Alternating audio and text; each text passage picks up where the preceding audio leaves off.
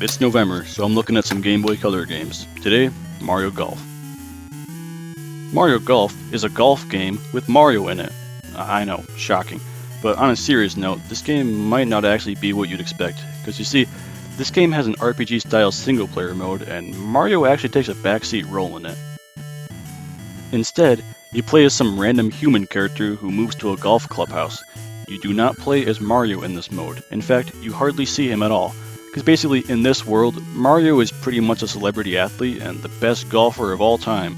So your ultimate goal in this game is to work your way up the rankings until you earn the privilege to challenge Mario to a game of golf. It's kind of strange, but honestly, I like this concept. So you go around playing golf, gaining experience points, leveling up your stats, playing in tournaments, and eventually playing against Mario himself.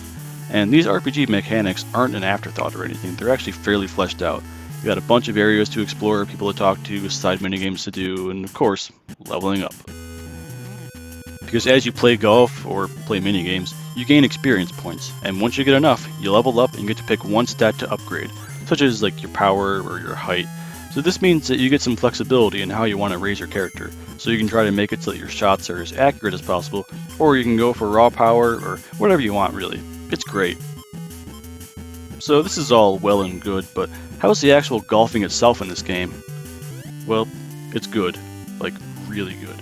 You see, it uses the traditional 3-click swing, so you push A to start the swing, push A again to set the power, and then push A again to set the accuracy.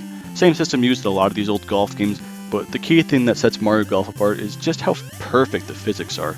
The game is pretty easy to pick up and play, but the skill ceiling is very high in this game, so consistently nailing those birdies is going to take a lot of practice. There's just so much you gotta account for, such as the distance of the hole, the type of ground the ball is sitting on, the weather, best part of the ball to hit with your club, and more. And these factors make it so that you'll never be able to be 100% consistent with every shot, but with enough strategy, you'll have all the tools at your disposal that you need to get the ball to roughly where you want it. And the physics are pretty consistent here, so once you fully understand how to play this game, you'll never hit a ball and have no idea why it went the way it went. Everything about it is just perfect. The most important thing to note about this game is that it's actually fairly grounded in reality. It doesn't rely on gimmicks. This is a legitimately well-made game of golf. It's good enough to appeal to people who like golf and do not care about Mario, while it's still accessible enough to appeal to other people who don't care about golf. That might sound strange today, but Mario sports games used to actually be genuinely good sports games rather than just wacky low-budget spin-offs that are filled with nothing but gimmicks. Something else to note is that even though the meat of this game is the RPG single-player mode, you can also just ignore all of that if you want and just play golf. And yes, you can play as Mario in this mode for those who are not okay with a Mario game where you don't play as Mario characters. Because with several different courses with 18 holes each, this is a pretty substantial game, and the actual golfing itself is more than good enough to stand on its own even without all the RPG mechanics.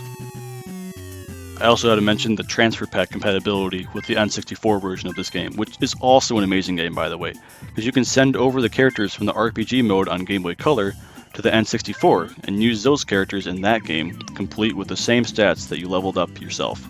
This was really fun because if raised properly, these characters can be way better than any of the standard characters in N64 Mario Golf, so it was definitely worth trying.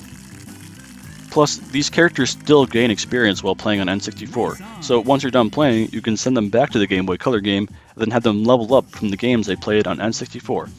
This is just one of my favorite features in this game, and one that was sadly cut from all the Virtual Console versions. Man, after all these years, I just still can't get over how good just frickin' Mario Golf is. I mean, it's just a random old Mario spin-off. You wouldn't expect it to be that good, but honestly, if you ask me, I don't have a single complaint with this game. I think it's pretty much close to perfect.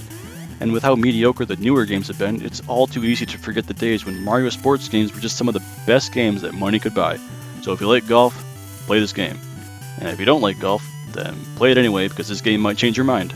In my eyes, this is a strong contender for the absolute best game on the Game Boy Color.